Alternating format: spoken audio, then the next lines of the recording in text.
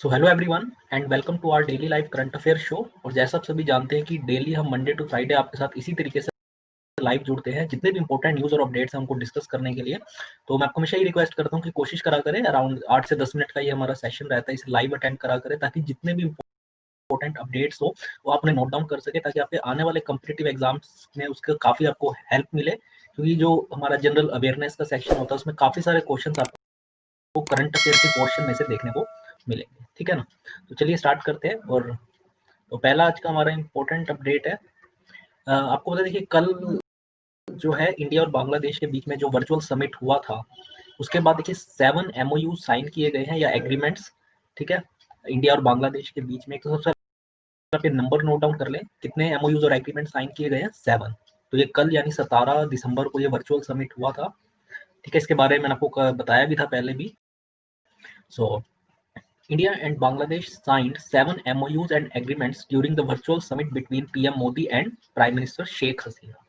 ठीक है, तो जो एग्रीमेंट्स है, एक तो देखिए है framework of understanding in hydrocarbon sector, high impact community development project. ठीक है, इसके अलावा जो ट्रांस बॉर्डर एलिफेंट कंजर्वेशन, जो देखिए इधर से दूसरी तरफ जाते हैं उनकी कंजर्वेशन के लिए, ताकि उनकी पोचिंग वगैरह ना हो। ठीक है, इसके अलावा एमओयू साइन किए गए थे on the supply of equipment and improvement of garbage and solid waste disposal. इसके अलावा एग्रीकल्चर फील्ड के अंदर भी एग्रीमेंट साइन किए गए थे। तो ये देखिए कुछ इंपॉर्टेंट है, बट ओवरऑल अगर आप इसे नोट डाउन कर ले तो 7 एमओयूज और एग्रीमेंट साइन किए गए थे। इसके अलावा 55 ईयर्स पुराना चिलाहाती हल्दीबारी रेल लिंक जो है उसे भी ओपन किया गया है, जिसे देखिए 1965 में जब इंडिया और पाकिस्तान के बीच में वार हुई थी तब इसे बंद किया गया था। और आपको है तब 1965 के टाइम पे बांग्लादेश पाकिस्तान का हिस्सा हुआ करता था, तब हम इसे ईस्ट पाकिस्तान कहते थे। और जब 1971 का जो वार हुई थी उसमें जो है ईस्ट पाकिस्तान जब जो है फिर वो एक नया देश बना वहां पे, वो है बांग्लादेश। ठीक है ना? तो 1965 में क्योंकि बांग्लादेश भी तब पाकिस्तान का हिस्सा हुआ करता था ईस्ट पाकिस्तान के तौर पर, तो उस वक्त जो है इस लिंक को बंद किया गया था, चिलाहाती हल्दीबारी रेल लिंक को, जिसे अब ओपन किया गया है 55 ईयर्स के बाद। ठीक है, तो ये आप नोट डाउन कर ले। इसके अलावा कुछ इंपॉर्टेंट जो मैंने बताया एमओयूज और एग्रीमेंट साइन किए गए, आप इसे भी नोट डाउन कर सकते हैं। ठीक है, तो एक इम्पोर्टेंट अपडेट है। देख सकते हैं आप दोनों ही पीएम्स को यहाँ पे, जब ये वर्चुअल समिट हुआ था उसके विजुअल्स। आगे अगर बात करें तो भारत ने अपनी एक इकोनॉमिक डिप्लोमेसी से रिलेटेड वेबसाइट को लॉन्च किया है। खुद एक्सटर्नल अफेयर्स मिनिस्टर जो है at present mister S Jaishankar, उन्होंने इस वेबसाइट को लॉन्च किया है इकोनॉमिक डिप्लोमेसी की। अब इसका देखिए मेन एम क्या होगा, क्यों इसे बनाया गया है। So the website aims to showcase India's economic strengths as well as sectoral and state wise strength. ठीक है, एक तो ओवरऑल भारत की क्या स्ट्रेंथ है। ठीक है, इसके अलावा उसे फर्दर सेक्टर वाइज, जैसे फॉर एग्जांपल स्टील की अगर हम बात करें, ठीक है ना, जो जो भारत में देखिए ज्यादा, जैसे एग्रीकल्चर हो गया, तो वैसे उसके अलावा स्टेट वाइज क्या क्या स्ट्रेंथ है। ठीक है, पूरे हर स्टेट की अपनी एक कुछ स्ट्रेंथ्स होती है। जैसे फॉर एग्जांपल अब आप देखेंगे तो हरियाणा पंजाब में आप जैसे देखते हैं गेहूं की खेती बहुत ज्यादा होती है, तो एग्रीकल्चर के पॉइंट ऑफ व्यू से आप देखेंगे पंजाब हरियाणा यहाँ पे बहुत ज्यादा होता है। ठीक है ना? इसके अलावा अगर आप स्टील वगैरह में देखेंगे तो झारखंड में जैसे है जमशेदपुर वगैरह में। ठीक है ना? झारखंड छत्तीसगढ़ वहां पे। तो इसलिए हर स्टेट का अपना अपना देखिए कुछ पॉजिटिव पॉइंट्स होते हैं, स्ट्रेंथ्स होते हैं, जो ये वेबसाइट शो करेगी ओवरऑल इकोनॉमिकली भी और वैसे भी सेक्टोरल वाइज भी। Further it aims to provide critical and relevant information on major economic indicators. ठीक है, जैसे कंट्री की जीडीपी क्या है, या स्टेट की, हर स्टेट की भी अपनी देखिए वो मेजर करते हैं। ठीक है ना? सो इकोनॉमिक इंडिकेटर्स को रिप्रेजेंट करेंगे। इसके अलावा सेंट्रल और स्टेट गवर्नमेंट की जो पॉलिसी है, ठीक है ना, खासकर ट्रेड को रिलेटेड वो क्या है, और ज्यादा जो बाकी अपडेट्स है बिजनेस रिलेटेड, वो यहाँ पे आपको सारी इंफॉर्मेशन मिल जाएगी। Jaishankar said that the website will serve as a two way funnel connecting our national and state businesses globally to enhance exports, explore employment opportunity, and at the same time attracting foreign industry and business to India। तो वैसी बात है, देखिए जो लोग foreign में बैठे उनको इस तरीके की इन्फॉर्मेशन काफी इंपॉर्टेंट होती है। अगर कोई बाहर बैठा, कोई फॉर एग्जांपल अमेरिका में पर्सन है, वो भारत में अगर अपना कंपनी बनाना चाहता है, मतलब एस्टेब्लिश करना चाहता है प्लांट, तो ऑब्वियसली बात है उसको इस तरीके की डिटेल्स काफी इंपॉर्टेंट है उसके लिए, कि इसको फॉर एग्जांपल जिस भी इंडस्ट्री में का, फॉर एग्जांपल अगर वो मैन्युफैक्चरिंग में, तो यहाँ पर क्या स्कोप है, ठीक है, यहाँ पर लेबर कॉस्ट कितनी है। तो इस तरीके की इन्फॉर्मेशन बहुत जरूरी है, जिसको पता होनी चाहिए। और यहाँ पे आपको सारी चीजें मिल जाएंगी, खासकर बिजनेस रिलेटेड, या सेंट्रल और स्टेट गवर्नमेंट की क्या पॉलिसी है। ठीक है ना? सो आगे बात करते हैं, कल एक इंडेक्स रिलीज किया गया है, ह्यूमन डेवलपमेंट इंडेक्स, ठीक है, जिसमें भारत का रैंक जो है वो 131 रहा है अमंग 189 कंट्रीज। और ये 2 स्पोर्ट का इंडिया को, मतलब इंडिया स्लिप करा है, यानी पहले ये रैंक 129 हुआ करता था, जो अब क्या हो गया 131, ठीक है। तो ये थोड़ी सी कह सकते हो अच्छी न्यूज नहीं है, क्योंकि देखिए human development index basically represent करता है किसी भी कंट्री की, वहाँ की हेल्थ स्टैंडर्ड क्या है, एजुकेशन और स्टैंडर्ड ऑफ लिविंग। तो वैसी बात है, बहुत जरूरी है कि इंडिया इसमें लगातार इंप्रूव करे अपने रैंक को, लेकिन अनफॉर्चुनेटली इंडिया का इस बार इसमें 2 रैंक उल्टा स्लिप किया है। So India slipped 2 spots to 131 rank among 189 countries in the 2020 human development index. और ये रिपोर्ट कौन रिलीज करता है, ये बहुत इंपॉर्टेंट, आप इसे नोट डाउन कर ले, यूनाइटेड नेशंस डेवलपमेंट प्रोग्राम यानी यूएनडीपी इस ह्यूमन डेवलपमेंट इंडेक्स को हर साल रिलीज करता है। और भारत का इस बार क्या रैंक रहा है, 131 अमंग 189 कंट्रीज। और जैसे मैं आपको बता रहा था, ह्यूमन डेवलपमेंट इंडेक्स बेसिकली एक मेजर होता है किसी भी कंट्री की, उसके हेल्थ स्टैंडर्ड्स का, एजुकेशन और स्टैंडर्ड ऑफ लिविंग का, ठीक है। और भारत की इस बार जो एचडीआई की ह्यूमन डेवलपमेंट इंडेक्स की जो वैल्यू है, जो हर कंट्री की देखिए डिफरेंट पैरामीटर्स पर कैलकुलेट की जाती है, वो है 0.645। आप इसे भी नोट डाउन कर ले, placing the country in the medium human development category. और इस इंडेक्स को टॉप किसने किया है, पहले नंबर पर देखिए नॉर्वे रहा है, इसे आप जरूर नोट डाउन करें, क्योंकि फर्स्ट नंबर पे कौन सी कंट्री रही, ये भी क्वेश्चन आपसे एग्जाम में आ सकता है, या भारत का क्या रैंक रहा, इस पर भी क्वेश्चन आ सकता है।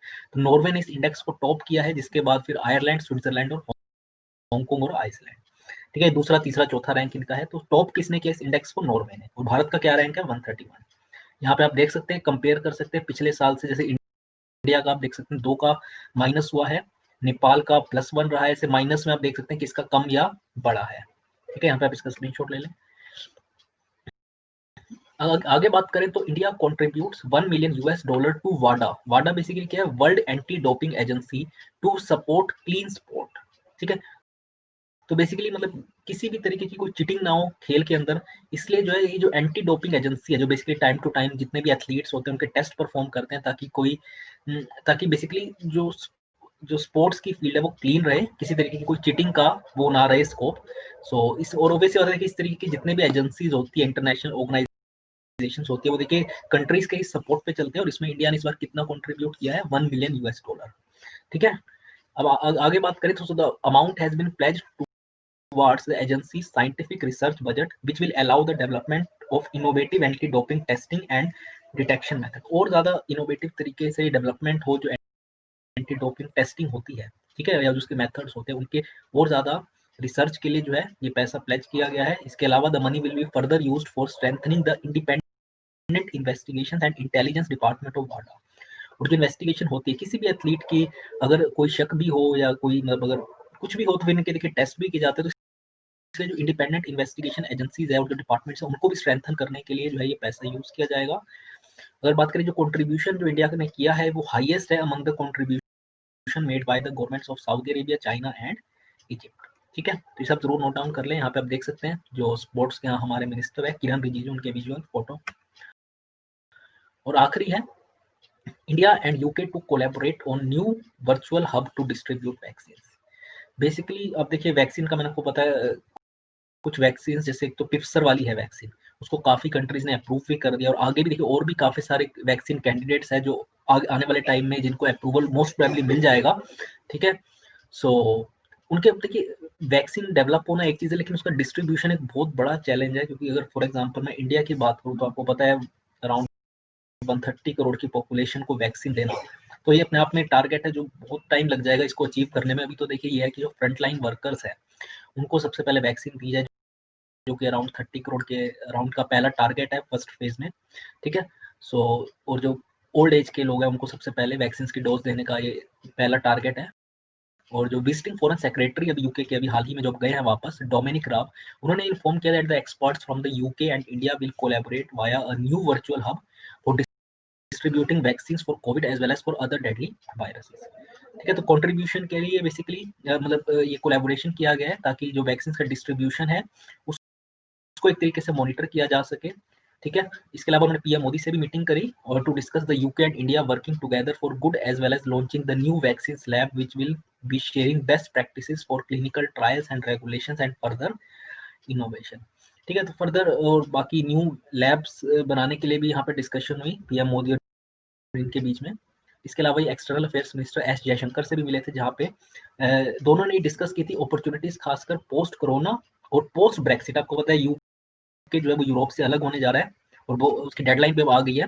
तो किस तरीके से इंडिया और यूके का आगे रिलेशन रहेगा, खासकर ट्रेड से रिलेटेड, उसको लेके भी काफी डिस्कशन हुई for stronger partnership between India and UK. क्योंकि देखिए इंडिया और यूके में अभी तक उतना ट्रेड नहीं हुआ या नहीं होता जितना हो सकता है, जो मतलब अपॉर्चुनिटीज है, लेकिन उसको अभी तक हम उस तरीके से यूटिलाइज नहीं कर पाए, दोनों ही देश, इंडिया और यूके। तो अब क्योंकि यूके जो है वो ब्रेक्सिट से मतलब ब्रिटेन उससे अलग हो रहा है यूरोपियन यूनियन से, तो ऑब्वियस सी बात है जो अभी तक यूरोपियन यूनियन के जो नॉर्म्स थे, जो गाइडलाइंस थे ट्रेड से रिलेटेड, वो अब ऑब्वियस सी बात है यूके को खुद बनाने पड़ेंगे क्योंकि वो अलग हो रहा है। तो ऑब्वियस सी बात है, तो उसको लेके काफी अच्छी अपॉर्चुनिटी है इंडिया के पास भी और खुद यूके के पास भी कि अब ट्रेड को एनहांस किया जाए। और खासकर कोविड रिलेटेड तो मैंने बात की कि अब जो कोलैबोरेशन किया गया है बेसिकली वैक्सीन के डिस्ट्रीब्यूशन को लेके, तो वो अनाउंस किया गया। और खुद यूके के फॉरेन सेक्रेटरी अभी 4 दिन के दौरे पे भारत में थे, डोमिनिक राब। और इसके अलावा ये भी कंफर्म किया कि अगले जो जनवरी में, अभी 2021 में 26 जनवरी को जो वहाँ के प्राइम मिनिस्टर है बोरिस जॉनसन, वो हमारे चीफ गेस्ट रहेंगे। ठीक है। इसके अलावा इंडिया भी की जो है पीएम, वो भी अगले साल होने वाले G7 समिट में जो है हिस्सा लेंगे। ठीक है, एज अ गेस्ट कंट्री के तौर पे। तो ये कुछ इंपॉर्टेंट अपडेट थे, कुछ मेजर, इसे आप नोट डाउन कर लें। ठीक है।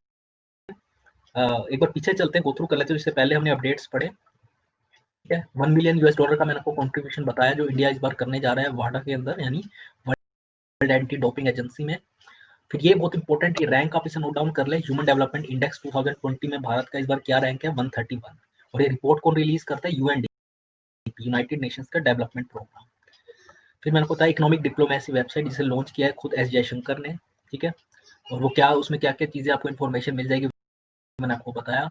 और आखिरी में मैंने आपके साथ डिस्कस किया 7 एमओयूज जो इंडिया और बांग्लादेश के बीच में साइन हुए हैं, जो कल वर्चुअल समिट हुआ था उसमें। ठीक है, वो किस किस फील्ड में, आप इसे भी देख सकते हैं।